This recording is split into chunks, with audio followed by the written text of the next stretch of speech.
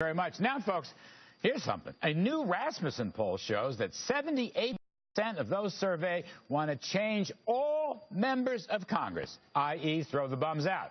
So let me ask our two distinguished guests what they can do to redeem themselves. They are both good friends, and they are not bums. Here now are House members Peter Welch, he is the Chief Deputy Whip of the Democratic Caucus, and Brad Wenstrup, Republican from Ohio. Brad, let me begin with you.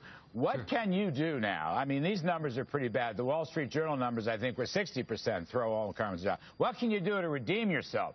90 days is not a lot of time to get through a lot of complex fiscal legislation. Well, I would agree with you there. It's not a whole lot of time, but it is some time. And I'm glad that we are going to be having the opportunity to sit down and talk about things like budget. You know, after any type of a fight, as you know, I'm a soldier, it's time for an after-action review. And it's time to decide what we want to do next. And I think that we're going to continue to have the same discussions, many of the discussions that we had through this period.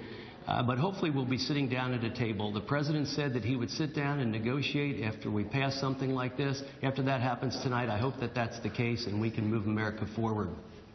Peter Welch, I think it was a huge mistake, by the way, to only lift the debt ceiling for a couple months. I think that debt ceiling should have been raised at least a year, because I worry about that the most, frankly. I worry about the dollar, I worry about our sovereign currency and our debt rankings and all the rest. But that didn't happen, and the shutdown lasts now. That's deferred until January 15th. So that's coming right up. And you have this budget committee that's supposed to report this new fiscal commission, Patty Murray and Paul Ryan.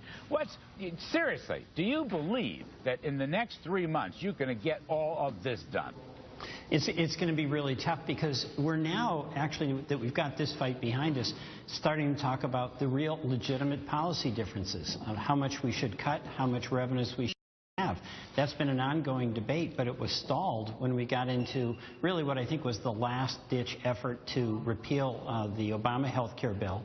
And then the use of these tactics that I think are really dangerous, whether they're used, as they were in this case, by the anti-health care folks, or they're used in the future by, say, a Democratic faction.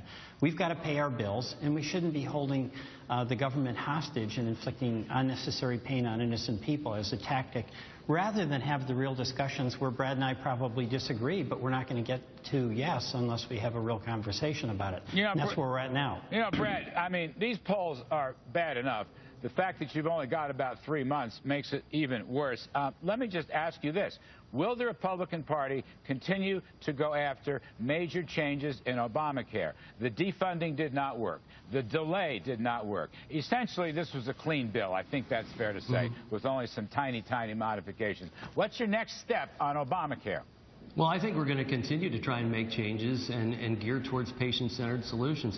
I've said all along, ever since I decided to run for office as a physician, that we addressed this whole process in the wrong way, that we should have been addressing who's uncared for in this country, and the uninsured would fall under that. And that's what I think we have to look at. I mean, we're looking at a program that's still going to have a large number of people uninsured, and we're also going to have a large number of people going to Medicaid. And people under Medicaid know today that they have a very difficult time getting access besides the emergency room.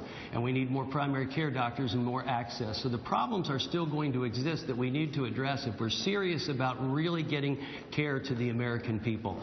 And also what you're seeing right now with the implementation and the effect on businesses, that's going to continue to loom as an issue for America. Well, guys like me think that whole story is bad for the economy. Not everybody agrees with me. I understand that. But Peter Welch, let me go back to you.